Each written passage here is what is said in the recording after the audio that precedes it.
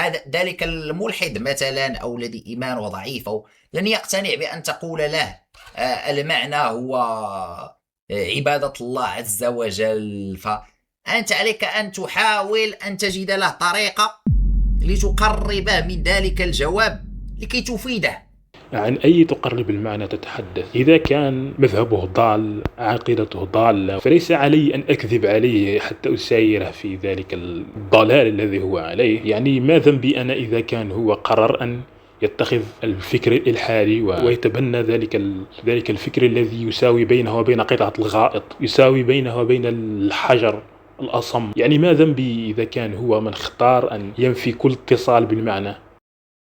معنى الحياة هو أن تكون عبدا لله، لا معنى للحياة دون أن تكون عبدا لله، لأن هذا هو الغرض الذي خلقت من أجله، وما خلقت الجن والإنس إلا ليعبدون كما ذكر في الآية. يعني أن أسايرك في ذلك الهبل الذي تتبناه، ثم أحاول أن أواسيك وأن أصنع لك، أن أساعدك في أن تجد معنى وهمي لحياتك. خبره بالحقيقة. إذا كنت حقا تهتم له وتريد له الخير فأخبره بالحقيقة، أخبره بأنه عليه أن يكون مؤمن، عليه أن يكون مسلم. يعني أنت نفسك تقول تحكم من جبر الخواطر ولا أعرف، أعلم أنك تقولها مزاحا، ولكن هذا هو الموقف الذي عليك أن تكون فيه واقعي، وأن لا تحاول أن تجبر فيه خاطر ذلك الشخص الآخر.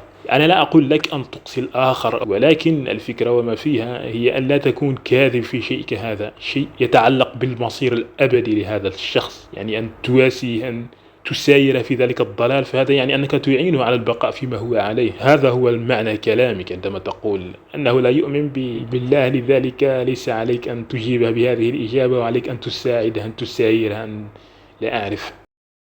وشيء آخر عندما تقول لي شاءت الأقدار، أنا وأنت مسلمون الحمد لله، لكن غيرنا شاءت الأقدار أن يترك دينه، شاءت الأقدار أن يبتعد عن دينه، شاءت الأقدار أن يكون مسلم ولا يتبنى أفكار دينه. بداية كلمة شاءت الأقدار في حد ذاتها هي عبارة فيها نوع من الزندقة. وضع كلمة مشيئة هذه مع القدر، وكأنك تقول أن القدر هو الذي يشاء وهو الذي يختار وهو الذي. القدر هو مجرد، كيف نقول، لا أريد أن أفتي وأن أركب الكلام في بعضه بكلام لم يقل قبل، ولكن الله هو الذي يشاء، الله هو الذي يشاء وهو الذي يختار وهو الذي يصنع هذا القدر الذي أنت تنسب له المشيئة. المشيئة مشيئة الله وليس مشيئة القدر. هذا مبدئيا تعليقا على العبارة. ثانيا، أن تبرر لكفر الكافر أو لزندقة الزنديق أو إلحاد الملحد بالقدر، فهنا وكأنك تنفي حرية الإرادة. يعني نفس الكتاب القرآن الذي هو كلام الله أخبرك أن كل شيء يحصل بإرادته بمشيئته، هو نفس القرآن ونفس كلام الله الذي أخبرك أن الإنسان مسؤول عن تصرفاته، وأنه مخير فيما يعتقده وما يفعله، يعني وهو محاسب. يعني أنت إذا كنت لتلوم القدر فما الفائدة من الحساب؟ يعني أتيك أنا أقول لك القدر هو ما الذي جعلني أفعل ذلك، هذا ليس ذنبي أني أصبحت تلحود. هل أنت تمزح؟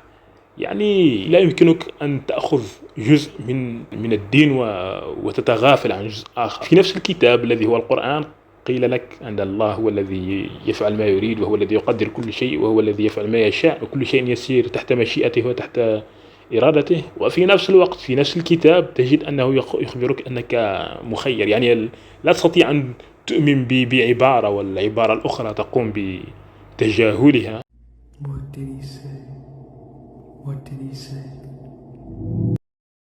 حسنا، أريد أن أعود فقط إلى المسايرة تلك. يعني أنت ملحد، ليس علي أن أخبرك بأن المعنى هو عبادة الله لأنك لا تؤمن بالله أصلا. يعني أنت تساير في إلحاده.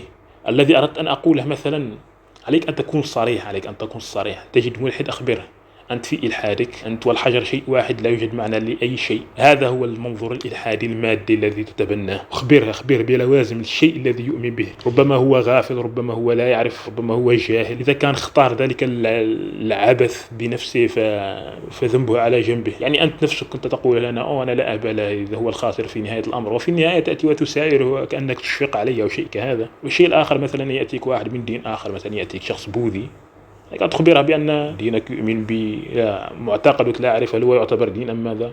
يعني أنت في كابوذي بوحدة الوجود، وهو شيء غير منطقي أولا. ثانيا غير كيف نقول تنفي بعض الأشياء الفطرية في الإنسان، وتدعي أنها كيف نقول خطايا، تتنزه عن أشياء من المفترض أن تكون شيء طبيعي في الإنسان. مثلا يأتيك المسيحي تخبره أنك تعتبر الدين، تعتبر معتقدك، تعتبره عبارة عن كرت وحسب، أنت فقط تؤمن بالفكرة، وبينما أفعالك لا توحي بأي شكل من الأشكال أنك مؤمن حقا. يعني تتصرف كما يتصرف أي مخلوق حي، وفي النهاية تأتي يوم السبت ولا أعرف تدخل الكنيسة وتطلب الغفران من البابا بهذه السهولة. يعني أنا لست خبير في موضوع مقارنة الأديان وما إلى ذلك، ولكن العبرة وما فيها نتحدث من منظور شامل، من منظور صفة عامة، وليس وكأني أخبرك بما أنت عليك أن تفعله. مثلا أنا ليس لدي العلم الكافي حتى أخبرك بالأشياء الخاطئة في أي معتقد آخر. يعني أنا سأخبرك بما أعرفه، وما أعرفه هو ديني. أعرفه بأن هذا هو الدين، لأن الدين عند الله الإسلام، وأنا مؤمن أقول هذا هو الدين الحق، هذا هو الدين. لا أقول هذا هو أكثر دين متناسق مع حقيقة الإنسان وطبيعة الإنسان وكيف نقول وفطرته وما إلى ذلك. أنا أقول لك هذا هو الدين لأني مؤمن به بأنه هو الدين الفعلي. أي شيء آخر هو عبارة عن ديانات محرفة أو ديانات وضعية، شرائع محرفة أو ديانات وضعية. ليس الدين دين، ولكن معتقدات محرفة، شرائع محرفة بديلة إن صح التعبير. ليست بديلة، ولكن هم يعتقدون أنها الحق بالنسبة لهم. يعني إذا كنت كمسلم لا تحاول أن ترشد الناس إلى الصواب، فما الفائدة منك؟ يعني من الأفضل أن تبلع لسانك وتسكت. اللهم يا أن تسكت ولا تتحدث معه أصلا في هذا المجال، من أن تساير في كفره وفي زندقته وإلحاده. لا علينا أردت التعليق على هذا الموضوع، هذا كل ما في الأمر. نلتقي لا أعرف لا أريد أن أرغم نفسي على وضع مقاطع بشكل مستمر، وسأضع مقطع من حين لآخر كما أفعل الآن بناء على الشيء الذي يستدعيني أن أقوم بذلك. يعني أنا أشعر مثلا حاليا شعرت برغبة أن أقول هذا الكلام، أن أجعله محفوظ حتى أي شخص في أي وقت ما وجد هذا المقطع يمكن أن يسمع هذا الكلام ويمكن أن يستفيد منه. لا علينا